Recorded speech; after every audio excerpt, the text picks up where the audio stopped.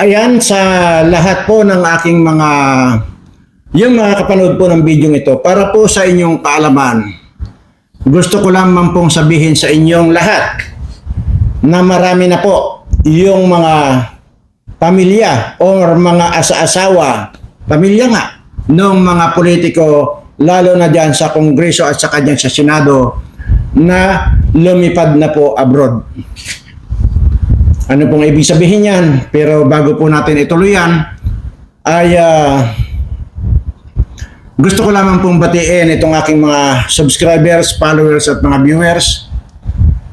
Sana po ay nasa mabuti kayong kalagayan lagi at ligtas sa anumang uri ng kapahamakan at mailayo kayo dito sa may mga kanser na mga politiko ng bayan. At yun po ang nakakapangilabot. Pero sabi ko nga po, mamaya-maya po natin tatalakayin yan dahil gusto ko lamang pong bigyan ng daan itong aking mga bagong nag-subscribe ngayon. Salamat po dahil marami po ang naidagdag na subscribers natin sa araw na ito. Maraming salamat po at yun naman po ay hindi kayo nagkamali ng pag-subscribe sa channel ko dahil nalalapit na po yung mapatunayan nyo sa akin kung ano yung mga dinadaldal ko noong una pa man. Bagamat walang kakwenta-kwenta, yun po yung madalas kong sinasabi sa inyo. Yun po mga video ko na mga pinagdadaldal ko dyan na walang kakwenta-kwenta. Ano po ibang sabi ko noon sa inyo? Darating po ang araw, magkakaroon din po ng kwenta. Kaya yun po mga nagtitiwala at saka mga bago pong nag-subscribe dito sa channel natin, maraming salamat po sa inyong pagtitiwala. Ayan. Yun na nga po mga kababayan, ay marami na po yung mga napag-alaman lang po natin at kahapon lang natin napag-alaman na marami na pala yung mga pamilya o asa-asawa ng mga congressman, mga senador at hindi lamang yan, mga iba pang mga politiko na lumipad na po abroad at nagpe-prepare na po sila kung saan na po sila lalagay. At dahil ko yung sinasabi ko dati sa inyo, lalayas lang po yan mga yan pagka mayroong gira dito sa atin. So ang ibig lamang pong sabihin yan, maging sila ay kumbinsido na rin na magkakaroon na po talaga ng gira. Sana ito pong sinasabi ko ay huwag naman sanang tulutan dahil alam ko po na marami ang talagang hahapay dyan sa kahit saang lupalop ng ating bansa. Sisiguraduhin ko na mabubulid lang yung mga kababayan natin at dahil dyan sa gira na yan. So sa lahat naman po ng aking mga subscribers ay dasal lang po. Huwag po nating kalimutan na wala pong ibang makapangyarihan.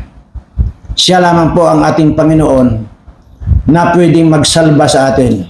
Ibigay na po natin, isurrender na po natin ang ating buhay dito sa ating Panginoon at sabihin na lang po natin, siya na po ang gumawa or siya na po ang gumawa ng programa para sa ating lahat. Ayan. At nakakalungkot nga naman po yung mga hindi nakasunod doon sa mga video ko nung una pa. At hanggang ngayon ay na hindi pa sila nakapag-subscribe ay nakakalungkot po dahil hindi ko naman po sila maisa-isa na sabihin sa kanila na mag-subscribe na dito sa channel ko para mapasama sila doon sa lagi kong sinasabi noon na pag-iisahin ko yung mga subscriber ko at ang mga subscribers ko lang ang maliligtas sa tiyak na virus na pakakawalan ng kalaban. Ayan at yun nga po. Kung ang tatanungin nyo po sa akin, paano ko nalaman na marami nang nagsipag-alisan ng mga pamilya nitong mga politiko? Isa po dito, sa katiwala ako dito sa opisina. At maging yung katiwala ko doon sa kabilang opisina. Mayroon po silang kapatid na kasambahay po ng mga politikong yan. Mga politiko, siyempre.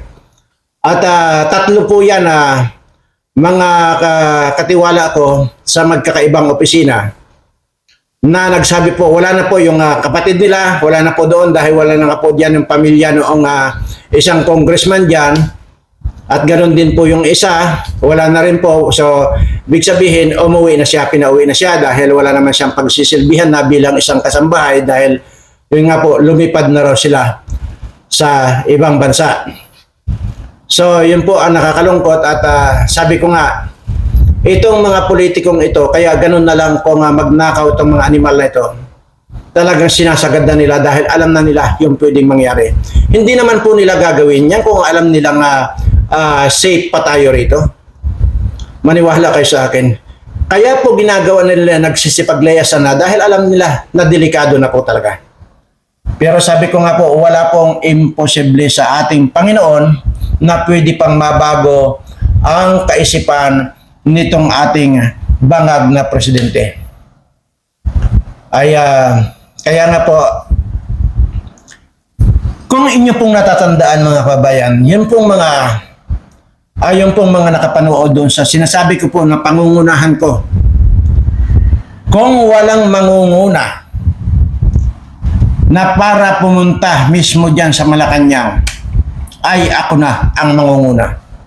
Pero hindi nyo po pinatos yun. Yung hamon kong yun. Akala nyo kasi nagbibiro lang ako. Ngayon, sa pangalawang pagkakataon, ito lamang po ang masasabi ko sa inyo. Natural, gusto ko lamang po yung, kasi nung una po, kakaunti po yung talagang, wala po talaga, halos talagang wala. Nag-comment doon, wala po eh. Yung doon sa sinasabi kong pangunahan ko, wala po eh. At kung may nag-views nga, wala nga halos views eh. Anyway, dito po sa pangalawang pagkakataon, ipapaliwanag ko lang po sa inyo na kailangan na po nating sumugod diyan sa Malacanang. Pero hindi po ibig sabihin ng ating pagsugod sa Malacanang ay para i-destabilize natin ang gobyernong ito. Dahil po ang gobyernong ito ay atin po ito. So kaya po wala pong dahilan na para i-destabilize natin. Ngayon, ang ibig ko po sabihin ay kung wala pong mangunguna na pumunta dyan sa Malacanang, ay ako na po ang manguna. Bakit? Nagtatapang-tapangan ba ako? Hindi po. Sa panahon pong ito, wala na po yung mga matatapang. Sa totoo lang po, wala na pong matatapang ngayon. Ang tapang na lang po ng mga tao ngayon, lalo na yung mga vlogger, na ang tatapang magsasalita dyan, pero ang totoo po niya, mga duwag yan ngayon. Yan po yan ang totoo. Ang sinasabi ko po rito, wala na pong matapang sa panahon ngayon. Dahil lahat po ng matatapang ngayon pinapatay na. So, ibig sabihin, wala pong matapang. So, ngayon, hindi ibig sabihin na sinabi kong pangungunahan ko ang pagsugod dyan sa Malacanang na yan. Sabi ko na nga po kanina, pinagpaunahan ko na po kanina, hindi para i-destabilize ang gobyernong ito. Kundi, kausapin ko lang po itong ating presidente. Ngayon, bakit ko po sinasabi na kailangan mayroon kayong comment dyan or i-views ninyo ito para nakakasiguro po ako na nakarating po sa inyo itong mensahe kong ito. Hindi po ba? At kailangan nyo pong i-subscribe para makita ko kung gaano karami yung sasama sa atin. Dahil sabi ko nga po, pangungunahan ko na eh. Ako na po ang mangunguna. Wala na po yung mga kundi, wala na pong panahon. Wala na pong, bago mahuli ang lahat, kailangan na natin gumawa ng paraan. Bago mahuli ang lahat. Dahil oras na nagsimula ito, hindi na po mapipigil ito. Sisiguraduhin ko, hahapay kayong lahat.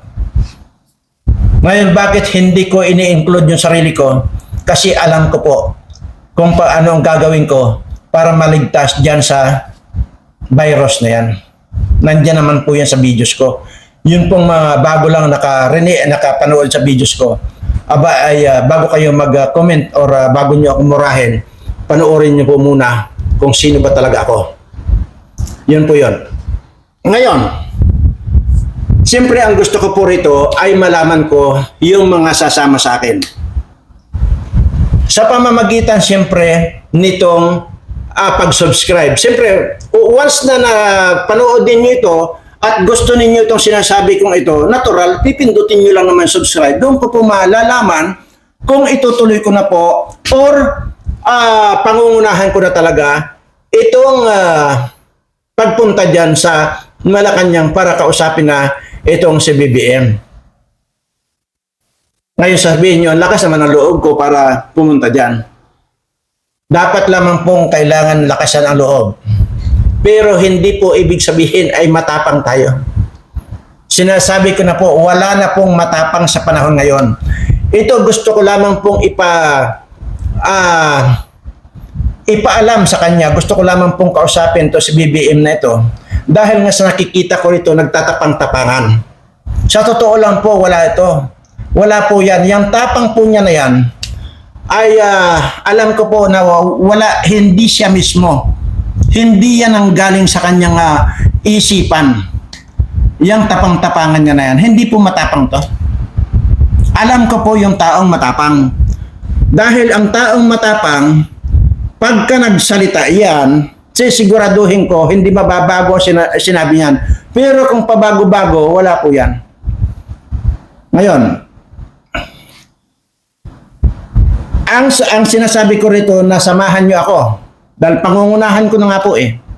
Hindi rin ibig sabihin nito, isusubo ko kayo dyan na para ipabaril ko kayo dyan sa mga gwardiya nitong si BBM. Hindi po ganon. Ang ibig kong sabihin, wala po kayo. Nasa malayo po kayo. Ang gusto ko lamang po nandyan kayo para sa ganon ay sabihin ko lang naman sa kanya, Mr. President, marami na po yung mga nagtitipon-tipon ng mga tao at katunayan nandyan po. Yun po. Ay ngayon, pag walang sumama sa akin, ano sasabihin ko? Sasabihin ko, Mr. President, pinangunahan ko ang pagsugod dito sa iyo. Mayroon akong bit-bit na 3 pirasong tao. Bakla pa yung isa. Ganun ba? Hindi naman po siguro po pwede yun. Ngayon dito po sa makakapanood nito, kung sino man po yung inaakala nyo makakatulong dito sa akin, ayaw ko po kasing tawag dito, manawagan na dito sa mga vlogger para maipalaganap ito dahil nanawagan na ako nung una, walang pumatos. So ngayon, bahala po kayo kung gusto nyong itag yung mga kakilala nyong vlogger, mga kakilala nyong abogado, mga kakilala ninyong kung sino pa yung mga matatapang kuno, itag nyo na po itong video ito sa kanila. Dahil ako na po ang nagsasabi na ako na manguna. Wala pong gustong manguna eh. Wala po, nakikiramdam po ako. Ngayon, kailan pa tayo kikilos kung nandyan na, kung nagpasaboy na sila dito ng pulbos na malalanghap ninyo? Ganon ba? Hindi po ganon. Hanggat maaga, hanggat mayroon pa tayong magagawang paraan, gumawa tayo ng paraan para sa ganon ay mapigilan na or huwag nang matuloy yung nagbabadyang gira na yan. Kung inyong mapapansin mga kaibigan, hindi ba't ang usapan lang, hindi ba't ang usap-usapan lang, China at saka Taiwan lang. Di po ba? Bakit ngayon nadadamay na ang Pilipinas? Di po ba? China lang at saka Taiwan ang pinag-uusapan dyan. Hindi po pinag-uusapan ng Pilipinas. Bakit ngayon? Nawala na yung Taiwan, China at Philippines na ngayon. Di nyo papansin yun? So anong ibig sabihin ito? Ang ibig lamang pong sabihin ito, wala po kasi sa magandang pag-uusap, wala po kasi sa matinong pag-uusap, tayo na mga Pilipino dito sa ating kapitbahay na China. Ibig sabihin po nito ay hindi alam ni BBM kung paano niya papaano niya dalhin or papaano niya ipaliwanag, papaano niya pangasiwaan ang magandang usapan. Ang pinapairal po nito ay yun ngang sinasabi ko na tapang-tapangan na wala man naman po talaga tayong kalaban-laban. Wala po. Ni sa dulo ng kalingkingan ng kuko ninyo, kung mayroon pa kayong kuko, wala po. Hindi po. Kanyan. Mayroon ba tayong nuclear weapon dito? Wala po. Na magpapasabog dyan ng virus para, halimbawa na lang, assuming na mayroon tayo. Okay, ganito lang yon. Halimbawa mayroon tayong atomic bomb na lang, halimbawa. Nagpasabog ang China, tapos kayo magpapasabog tayo doon sa China. Ang mga batay lang din doon, yung mga inusinting mga tao, inusinting mga Chinese. Nasaan ang konsensya natin? Hindi natin ugali yung ganon. Bilang Pilipino at isang Pilipino, wala po tayong ugaling ganon na kahit na anong lahi pa yan, ay pwede na nating patayin yung mga yan. Hindi po ganon ang Pilipino. Kaya, useless din lang po na magkaroon tayo, halimbawa, mayroon man tayong panlaban. Ay, ang mangyayari lang po yun ay pag nagpasabog ang China. Sino mamamatay? Itong mga inosente. Pag halimbawa, mayroon tayong atomic bomb or atomic kung ano pa man yung nuclear na yan, pinasabog din natin papunta sa kanila. Sino mamamatay? Yun din po mga inosente doon. Na walang kalaban-laban. Yun ba ay kaya nating kargahin sa konsensya natin yung gano'n na walang kainusintihan ng mga taong yan, lalo na yung mga kabataan, mamamatay dahil lang dito sa mga kalokohan natin. Tayong mga matatanda ng mga kalokohan. Kaya doon na po ako nagpasya. Nakakausapin ko na po one-on-one kami ni BBM. At ito na po yung sisiguraduhin ko sa inyo. Kung makonbinsin ninyo, maitag ninyo ito kay Senador Amy o kahit na sinong mga senador, sino nga, sasama lang doon. Huwag kayong makikialam sa usapan namin. Huwag kayong i-intro sa usapan namin. Kaming dalawa lang ni BBM mag-uusap. Dahil ang sinisigurado ko, dito po ang expertise ko. At mayroon po ako na convincing power. Hindi po ako maglalakas ng loob kung wala po akong kapabilidad or capability na mag-convince ng isang tao kahit demonyo pa yan. Yun po ang expertise ko. Maraming bisis ko na pong napatunayan to sa lahat ng mga bangag, sa lahat ng mga kriminal, sa lahat ng mga may saltik ng ulo, nakukumbinsi ko po dahil doon sa capability ko na makapag-convince, dahil nga po doon sa convincing power ko. Kaya ang sinasabi ko po ron, kung kayo ay sasama sa akin, hindi ibig sabihin ay isusubo ko kayo ron. Hindi po. Hindi po ako ganon. Doon lang po kayo, malayo lang. Or either diyan kayo sa EDSA. At sa kayo manaka-naka, pupunta na doon sa nagtahan, kahit na doon lang kayo sa nagtahan. Ha? Malayo kayo. At manaka-naka na lang yung pupunta doon mismo sa Malacanang. At ako na nga po ang mangunguna. Dahil ang sisiguraduhin ko po rito, hindi na po ito yung makatao. Ibig sabihin po na sinasabi kong hindi na po makatao. Ang kumukubkob dito sa utak na BBM, hindi na po siya. Nakikita ko na po. Ibig sabihin na ito ay nadidiktahan na ng demonyo ito. Kaya dito na po ako papasok. Kasi kung matino ito, kung nasa katinuan pa ito, titiyakin ko sa inyo, hindi niya papayagan na mangyayari ito. Dahil alam niya na maraming matutudas sa mga tao, lalo na itong mga kabataan. Bakit ko gagawin ito? Mayroon ba akong pamilya na pinoprotektahan? Wala po akong pamilya na pinoprotektahan. Nag-iisa lang po ako. Wala po akong pamilya. Dahil ang sinasabi ko po yun dito, sino pa ba ang magkakaroon ng pamilya doon sa 175 years old? Magkakaroon pa ba ako ng pamilya? Wala na. Bakit ko gagawin ito? Gagawin ko ito para sa mga Pilipino. Para sa inyo. Ako na. Dahil sa nakikita ko, wala. Puro mga kayabangan lang yung mga, puro daldal lang yung mga panayan. Kung sino man yan nagdadaldal dyan. Na nanggigigil pa ko no. Na pangunahan daw ko no yung rally na yun. Hindi na po uso ang rally. Hindi na po makakaya sa rally yan. Maniwala kayo sa akin. Nasaan? Tumahimik ako. Dahil may mga nagsasabi dyan na may mga putya-putya pa nga sila na nakikita ko dyan, napapanood ko. Na humanda yan na ganito. Humanda siya dahil bibit-bitin na namin yan.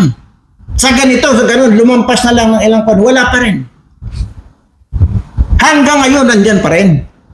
Hanggang ngayon, wala pa rin. Puro daldal lang. Sabi ko nga dito, hindi na kailangan ng puro daldal dito. Titiyakin ko sa inyo, walang pwedeng makakaresolba nito, ako lang. Sa pamamagitan lang ng pakikipag-usap. Pero hindi ko sinabi rito na makikipag-gurguran ako. Sabi ko nga po rito, hindi po nadadala ito sa tapang-tapangan. Kahit kailan wala na po yan. Magtapang-tapangan ka ngayon, wala. Hindi na uso yung tapang-tapangan na yun. Ang uso ngayon, kung ano yung kapasidad at capability mo, yun ang pinag-uusapan ngayon. So ngayon ako na nag-u-open. At ang sisiguraduhin ko rito, oras na magkausap kami ni BBM, nagtama yung paningin namin dalawa. Yun na. Sisiguraduhin ko sa inyo. Baka nga sasabihin niya, biglang babawi yan. Sasabihin niya, ibalik sa kulungan si Dilima.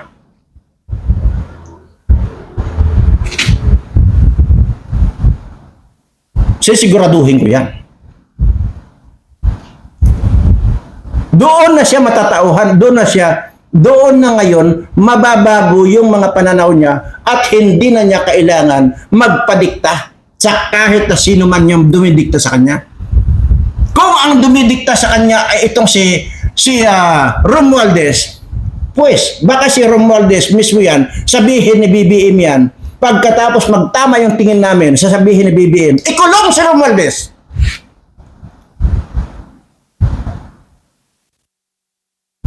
Yun po. Yan ang sisiguraduhin ko. At baka nga pa nagkataon ta.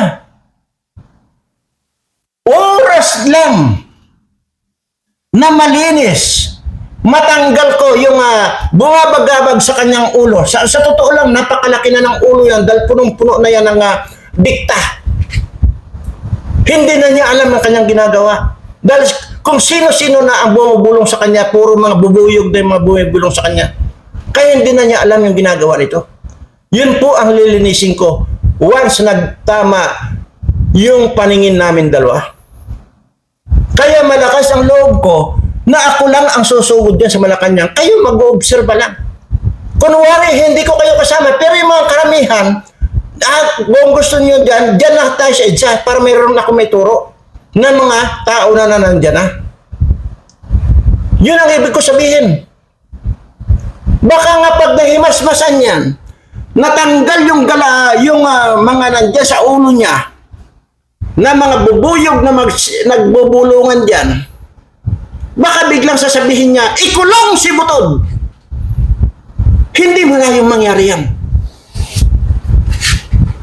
Pag natanggal na yung bumabagabag sa ulo niya.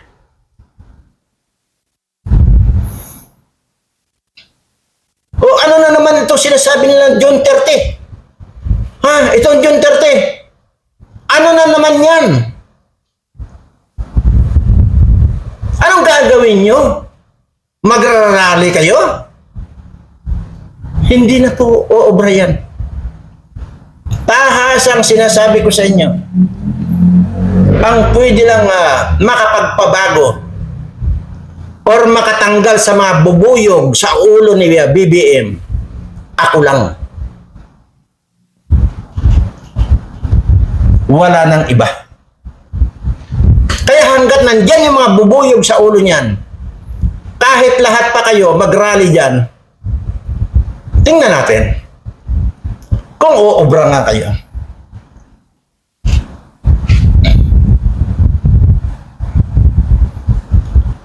Noong nakaraan, nanawagan na ako. Pero walang pumatos sa sinasabi ko. Bagkos, sinabihan pa nga akong mayabang daw ako. Kawawa daw ako dahil 50,000 lang daw yung subscribers ko, ay yabang ko. Kawawa daw ako. Kaya naman kahapon na video ko, maganda naman at naging maganda naman yung resulta at marami yung nag-subscribe sa akin. Siguro, na-realize yung mga nakapanood sa akin, abay, i-subscribe na nga natin itong Birana Live Studio TV para hindi nila lait na 50,000 lang yung subscribers. Ganon siguro, kaya marami yung mga nadagdag nating subscriber. Salamat po doon sa mga nag-subscribe. Pero ang sinasabi ko po, lahat po ng mga nag-subscribe, kahit kailan, hindi ninyo pagsisisihan yan. Dahil yung matagal ko nang sinasabi sa inyo, na darating ang araw na lahat pala ng mga sinasabi ko may kabuluhan, bagamat yung mga sinasabi ko nung una ay mga walang kakwinta-kwinta at walang kabuluhan. Pero may pasubali pa ako ron nang sinasabi ko, itong mga walang kakwinta-kwinta kong video, darating araw, ang araw na magkakaroon ng kwenta. At ito na nga po yung ipinaparamdam ko sa inyo, sinasabi ko na sa inyo. Imagine nyo, ngayon pa lang, lumarga na yung mga pamilya nitong mga congressman, senador at saka mga ibang politiko. Lumarga na. Iaayos na siguro nila yung mga tirahan nila doon. Kasasabi ko lang po kanina kung paano ko nalaman. Ayun nga po, yung dalawang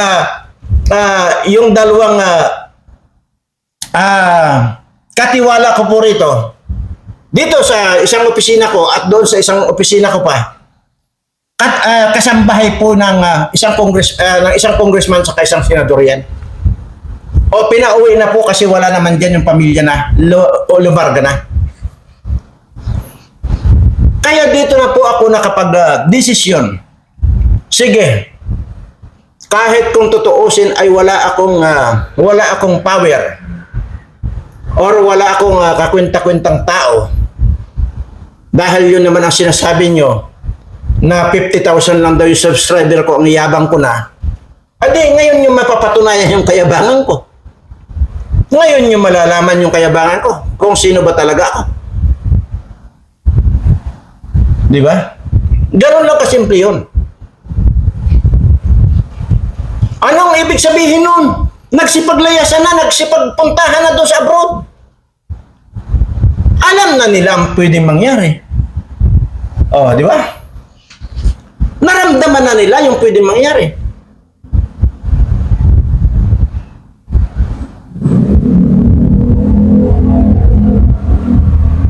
Eh marami yung mga gunggong na nag-comment doon sa video ni Maharlika na mga nagsasabi na mga maharluka daw. Salita lang daw ng salita na wala namang kapararakan na hindi naman totoo. Para sabihin ko sa inyo, lahat ng mga sinasabi ni Maharlika at lahat yan mga nakukuha niya information galing dito sa Pilipinas ay totoo po lahat. Ako na po ang magpapatunay niya na lahat ng mga ini-expose ni Maharlika ay pawang katotohanan yan. Oh.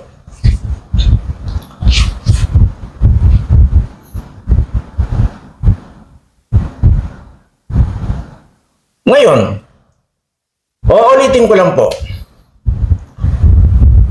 Kung pangungunahan ko ang pagsugod or pagpunta dyan sa Malacanang, siyempre natural. Kailangan ko kayo na mayroong katibayan na marami na tayong pumipigil doon sa napipintong gira na ito.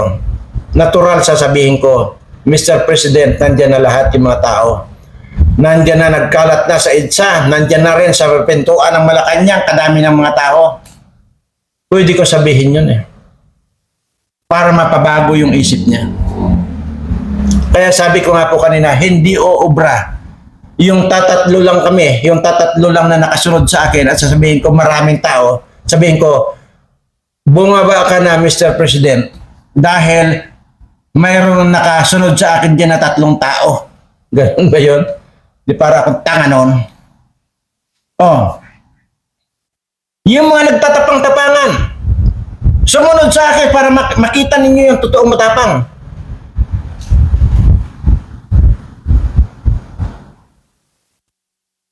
Para mahawa kayo ng katapangan na totoo.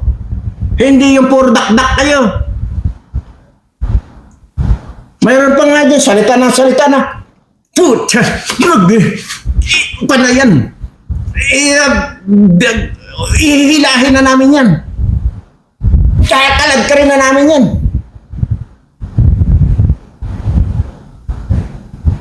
Pero wala naman. Ito lang ang masasabi ko. Alam ko yung taong parang si Miguel. Okay? Sino si Miguel? Si Miguel, kapag yan ay inawat mo, lalong nanggigigil. Pero pag yan naman ay pinakawalan mo, ayun, nakatigil. Ganyan itong mga ito. Parang si Miguel. So itong mga nagtatapangan-tapangan na ito, wala yan.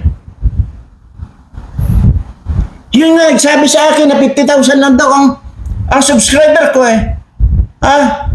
Ang bunga nga din yan Kala mo ko nakapagsalita, kala mo siya yung pinakamatapang na tao Pero sa totoo lang, pag paharapin mo sa akin yan, baka pagka ginamitan ko ng kanyan, mustrahan ko pala ng ganyan baka manginig na sa akin yan Pero hindi ko lang pinapatulan, hinayaan ko lang, mas maganda nga sabihin pa niya ganon. Yun lamang po ang gusto kong sabihin sa inyo. Mag-i-schedule po ako rito at abangan niyo po yung halimbawa bukas sa Makalawa, sa Makatlo. At nakita ko, ang ibig sabihin, dito tayo magbabase sa mga subscribers. Kung maraming nag-subscribe, maraming nakapanood dito at pumapayag sila doon sa gusto ko, ako na ang mangunguna, i-subscribe nila yung channel ko. Pag nakita ko na marami na mga followers at mga subscriber natin, ibig sabihin, sumasang-ayon na sila, nasasama na ako ang mangunguna. Okay, maliwanag po ba yan? Dahil sinabi ko na po kanina, hindi po pwedeng tatatlo lang kami. Or dadalawa lang ako. Kami. Dadalawa lang yung kasama ko. Hindi naman po pwede yun. Ang lahat ng sasama sa akin, wala kayong dapat alalahanin sa haharang sa atin. Walang haharang. Kahit pa binayaran lahat yan, hindi uubra yan. Walang pwedeng humarang.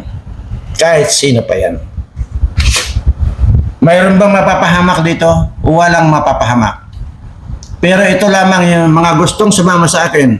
Walang magdadala ng kahit na anong matulis na bagay, kutsilyo man yan, or nail cutter man yan, walang magdadala. Wala kayong dadalhin na kahit na anong matulis na bagay, dahil ayaw ko nung ganon. Gagawin natin ito na malinis. Gagawin natin ito sa pamamagitan ng pagtama ng mata namin ni BBM at titiyakin ko kahit kailan hindi pa nagmintis yung expertise ko na magkaroon ng convincing power. Yun lamang po ang yun ang pwede kong ipagmalaki sa buhay ko. At gagamitin ko ito para sa inyong mga Pilipino. Para sa inyo, sa mga pamilya ninyo, maging sa mga kaapu-apuhan ninyo. Dahil sinabi ko na po kanina, kahit na kung totoosin mananahimik na lang ako, lalo na dito sa kung saan safe ako, sinabi ko na yan, nandiyan sa video yan, na kahit na anong gira pa yan, hindi ako pwedeng abutin dito sa kinaroroonan ko. Pero bakit ko ginagawa ito? Sa pagmamahal ko sa Pilipino. Ganun lamang po yun. Dahil isa rin akong Pilipino. Ewan ko kung Pilipino nga ba ako. Kasi hindi ko na alam kung bakit hindi ko na alam yung pamilya ko. Sabi ko nga wala akong pamilya.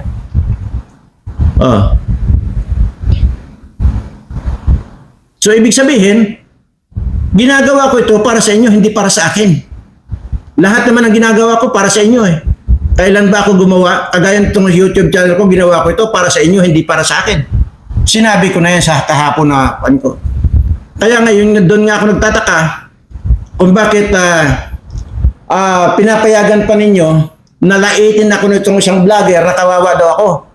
Dahil 50,000 lang daw yung subscribers ko. Maginin mo yun, pati yung subscribers ko, pinuna. Palibasa mayroon siyang 100 plus na subscriber. Ako nga naman, 50,000 lang. Kaya nilait-lait niya ako. Pero sabi ko nga, pag magkaroon pa ng maisog rally at nandun yan, at nandun ako, pumunta ako, pauusukan ko lang ito. Parang lamok. Niwala kayo sa akin. Naiintindihan niyo po ba yung sinasabi ko? Yung pong gustong sumama, wala na po tayong oras. Sabi ko nga po, hindi na po natin kailangan ang kung sino pang aantayin natin yung sinasabing June 30. Mayroong sabing July 10, July 9 or July 19, mga ganun-ganun na mga sinasabi. Hindi na po natin ma-afford yun na antayin. Papaano na? Kung bukas makalawa lang ay nandyan na. Yung umuusok na para masinghot na ninyo, paano na? Ang kailangan ko po ngayon dito ay yung sasama sa pamamagitan po ng inyong subscribe dito sa channel ko. Doon po ako mag-announce. Halimbawa, okay na yung mga sasama. Ibig sabihin po kasi pag nag-subscribe kayo sa channel ko, narinig ninyo, napanood ninyo itong dinaldal kong ito. Okay. So, nandun na yung marami ng subscribe natin, ibig lang masabihin na pumapayag na kayo na sumama sa akin. Okay, mag-a-announce ako ngayon na magtipon-tipon tayo sa araw ng ganon. Pero, ang pwede ko lang pong ibigay na araw sa inyo, ngayon pa lang ay sinasabi ko, either Martes lang at saka Biyernes, ako po pwede. Martes at saka Biyernes lang po natin gagawin yan. So, yan po. Nakita ko maraming sasama, maraming subscribe. Ibig sabihin, go tayo. Mag-a-announce ako nito na sige, ito ganito. Sa pizza ganito, araw ng Martes or araw ng Biyernes, magtipon-tipon na kayo. Magtipon-tipon na tayo. Magpapakita ako dyan sa inyo kung saan kayo magtitipon-tipon, kung saan tayo magtitipon-tipon. And then, pupunta na tayo sa Malacanang. Pero kahit na hindi na kayo kasama lahat, halimbawa, yun lang, magwi-witness lang ang isasama ko. Yun lang. Kasabi ko nga po sa inyo kanina, hindi ko kayo ilalagay sa delikado. Pero wala pong delikado, sinabi ko.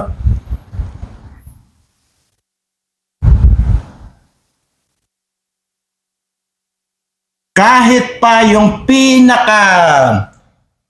pinaka-critical or pinakamatapang na tigre o leon, iharap mo sa akin. Titiyakin ko sa inyo, magbabaw sa akin yan.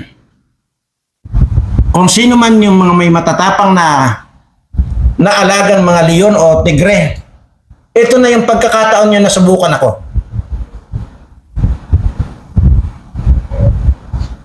Napatunayan ko na po ito. Kasama po ito sa convincing power ko. Na kapag tinitigan ko yan, magbabaw ang kahit na sinong pinakamatapang na animal. Animal yan ha, tao pa kaya. Yun ang sinasabi ko, yun ang ginagarantiya ko. Hindi po ito yung nakikita ko kay BBM. Punong-puno po ito ng bubuyog ang ulo. Yun po ang nakikita ko. Yan po ang tatanggalin ko once na nagkita or nagsalubong yung mata namin. Ganun lang po yun po ang iginagarantiya ko sa inyo. So dahil para dyan, iisa lang naman yung sasabihin ko sa kanya.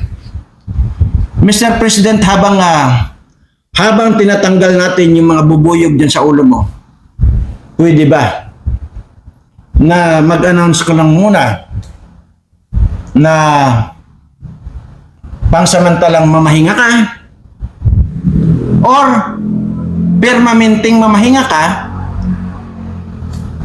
Ganun lamang yon. I-announce mo lang para malaman ng buong mundo. Siyempre natural ang magiging hahalili sa'yo itong Vice President mo na si Sara Duterte. Natural yun kasi yun naman ang batas. Ngayon, kung ang sasabihin mo halimbawa ay magpapahinga na ako forever at ang gusto kong ipalit dito ay si Tambaloslos or si Martin Romualdez, yan naman ang hindi tayo magkasundo. Dahil hindi yun ang nasa batas. Ang nasa batas, sumunod tayo sa batas. Ang talagang hahalili sa iyo ay ang Vice President mo. Ganun lamang yun. Kung ganon, halimbawa, wala kang mapili. Di-announce mo ngayon na pwede nang mag-military takeover. Pero hindi rin kasi itong mga military na ito, marami dito yung mga military na mga unggoy din. Baka hindi tayo magkasundo doon. Pero pagka sinabi mo, magpapahinga ako at gusto ko si Vic Rodriguez, Attorney Vic Rodriguez, ano dyan, okay ako dyan. Sige. Later on, kung gusto mo naman bumalik at hindi pa natatapos yung termino mo, di isasauli ni Attorney Vic Rodriguez yan or ni Inday Sara. Gusto ko lang matanggal yung mga bubuyog sa ulo mo. Yun lang. Kasi hindi ka, alam ko, na ang nagpapagulo sa utak mo ay mga bubuyog dyan sa ulo mo. Kagaya nito si Tambaloslos. Sabi ko ngayon, baka pagka natanggal ko yung bubuyog sa ulo mo, baka ipakulong mo yan Yung mga pinaggagawa nitong pinsan mo ito, pinaggagawa nitong asawa mong butod na ito, baka ipakulong mo lahat yan. Pero sige, malayo pa yun. Hindi po wala pa tayo. Basta ang mahalaga dito, kung gusto niyong pangunahan ko, yung pagsugod sa Malacanang at kausapin ko sa BBM, pero hindi po ang ibig ko sabihin dito ay i-destabilize natin ang gobyerno natin mismo. Gobyerno po natin ito Kaya wala pong destabilization. Kakausapin ko lang po si BBM na papaliwanagan ko lang po siya na pangsamantala ay bumaba muna siya sa kanyang pwesto para maayos lamang po itong ating kasalukuyang problema na nalalapit na gira. Yan naman po ang aking papaliwanag sa kanya. Wala na pong iba. At titiyakin ko po sa inyo, pag nakausap ko lang ito, wala pong hindi. Maniwala kayo sa akin. Kaya kung pwede nyo itag si Amy Marcos dito Kung talagang gusto ni Amy Marcos ang mabago at huwag tayo mapahamak dito, ipakausap lang yan sa akin si BBM. Yun lang sabi ko, yun lang magtama yung paningin namin. okay na. Tapos na ang kwento. Wala na tayong alalahanin. Itag nyo na yung dapat itag.